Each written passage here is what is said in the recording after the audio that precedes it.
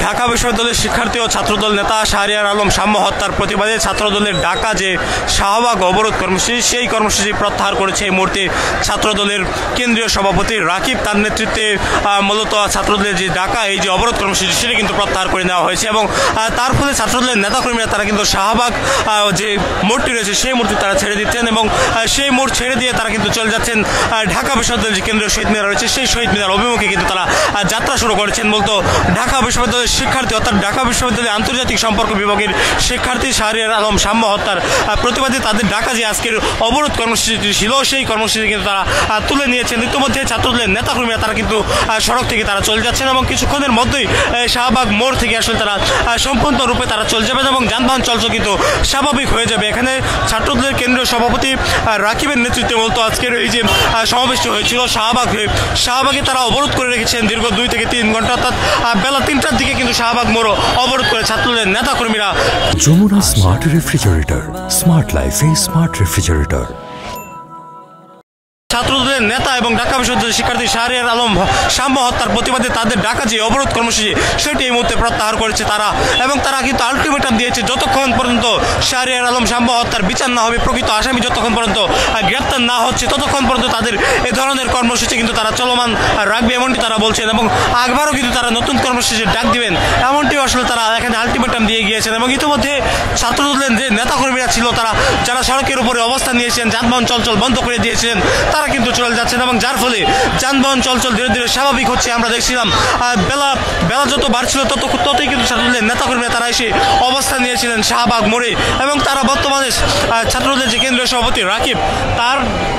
নেতৃত্বে মূলত আজকের এই যে কর্মসূচি সেটি থেকে আসলে সফলভাবে তারা পালন করে এবং তারা আবারও কিন্তু তারা চলে যাচ্ছে রাজধানীর কেন্দ্রীয় যে শহীদ মিনার রয়েছে সেই মিনার অভিমুখে কিন্তু তারা যাচ্ছে। শহীদ মিনারে গিয়ে তারা আবারও সমাবেশ করবে এমনটি আসলে ছাত্রদলের সভাপতি নাসির তিনি জানিয়েছেন এবং ইতিমধ্যে তারা কিন্তু শাহবাগ মোড়টি তারা ছেড়ে দিয়েছেন এবং আমরা দেখছি আশেপাশের যে দায়িত্বরত ট্রাফিক পুলিশের সদস্যরা ছিল তারা কিন্তু আসতে শুরু করেছেন এবং তার কিছুক্ষণের ভেতরেই তারা যানবাহন চলাচল স্বাভাবিক হয়ে যাবে। আমরা দেখছিলাম শাহবাগ মোড় অবরোধ করার ফলে দীর্ঘ যানজট কিন্তু সৃষ্টি হয়েছিল শাহবাগ মোড় থেকে একেবারে পল্টন মোড় পর্যন্ত। আমরা দেখছিলাম যানবাহনের যে সেই সারি যানবাহন কিন্তু যানবাহনের সারিবদ্ধভাবে কিন্তু তারা দাঁড়িয়েছিল দীর্ঘ 2 থেকে 3 ঘন্টা মানুষের যে যাত্রা সেটি কিন্তু আসলে ব্যাহত হয়েছিল শাহবাগ মোড় অবরোধ করার ফলে এবং ইতিমধ্যে ছাত্রদলের নেতাকর্মীরা তারা কিন্তু শাহবাগ মোড় ছেড়ে দিচ্ছেন এবং আপনারা দেখছেন শাহবাগ মোড় ছেড়ে দেওয়ার ফলে যানবাহন চলাচল কিন্তু ধীরে ধীরে স্বাভাবিক হচ্ছে। হাজারো নেতাকর্মী নিয়ে ছাত্রদলের যারা সদস্যরা ছিলেন তারা কিন্তু এসেছিলেন শাহবাগ মোড়ে এবং তারা এসে শাহবাগ মোড়টি তারা অবরোধ করে রেখেছিল দীর্ঘ 2 থেকে 3 ঘন্টা। ছাত্রদলের কেন্দ্রীয় সভাপতি রাকিব যেমনটি জানিয়েছেন তারা আলটিমেটাম দিয়েছেন ছাত্রদল নেতা শাহরিয়ার আলম সাম্য হত্যার যে যতক্ষণ পর্যন্ত বিচার না হবে ততক্ষণ পর্যন্ত আসলে তাদের এই ধরনের কর্মসূচি কিন্তু তারা চলমান রাখবে এমনটি তারা জানাচ্ছেন। তারা বলছেন যে আজকে তারা শাহবাগ মোড় অবরোধ ছেড়ে দিয়েছেন, তবে তারা আবারও আসবেন এবং তারা এখানে ঢাকা বিশ্ববিদ্যালয়ের ছাত্রদলের যে সভাপতি রয়েছেন তিনি কিন্তু ঘোষণা দিয়েছেন সাম্য হত্যার বিচার না হলে তারা কিন্তু যমুনা অভিমুখে লং মার্চ করতে তারা বাধ্য হবেন এমনটি তারা আসলে জানাচ্ছেন এবং তারা যমুনা অভিমুখে লং মার্চ করবেন এমনটি তারা জানিয়ে আসলে আজকের মতো এখানে তাদের যে ঢাকা যে অবরোধ কর্মসূচি সেটি কিন্তু তারা প্রত্যাহার করে নিয়েছে এবং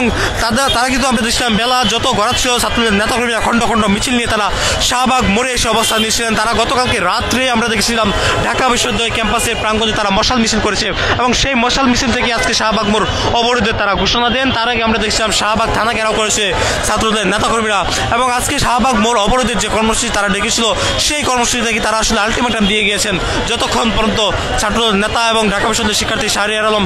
সাম্য হত্যার বিচার না হবে ততক্ষণ পর্যন্ত আসলে তারা কিন্তু এখানে রাস্তায় তারা অবস্থা দেবেন এমনটি আসলে তারা বলছেন। আপনারা দেখছেন এখানে যারা ছাত্রদের যারা নেতাকর্মীরা রয়েছেন তারা কিন্তু এখন পর্যন্ত আসলে তারা সড়কে অবস্থান নিয়ে রেখেছেন এবং দীর্ঘক্ষণ ধরে তাদের ঢাকা যে অবরোধ কর্মসূচি যেটি ছিল তারা সড়কে সেই অবরোধ কর্মসূচি আসলে তারা তুলে নিয়েছেন যেটি আপনারা এই মুহূর্তে দেখছেন।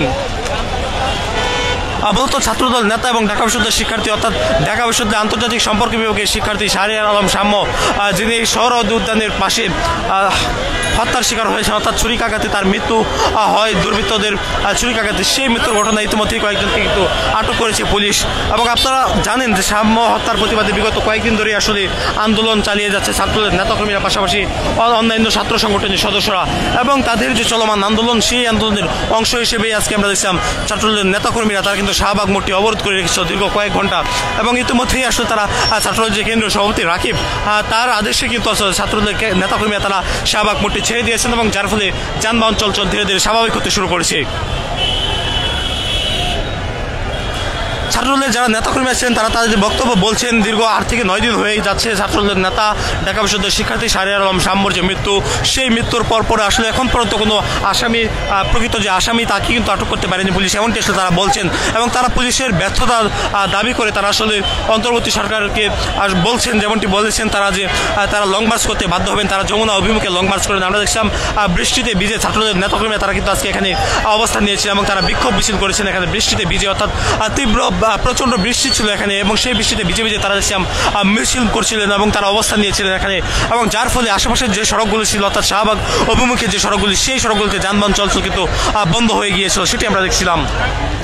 এবং ইতিমধ্যে শাহবাগ মোড় ছেড়ে দিয়েছে ছাত্রদলের নেতাকর্মীরা এবং যার ফলে যানবাহন চলাচল ইতিমধ্যে স্বাভাবিক হতে শুরু করেছে, যেটি আপনারা দেখছেন। এতক্ষণ ধরে আপনারা সঙ্গে ছিলেন দৈনিক ইত্তেফাকের সঙ্গে থাকার জন্য সকলকে ধন্যবাদ।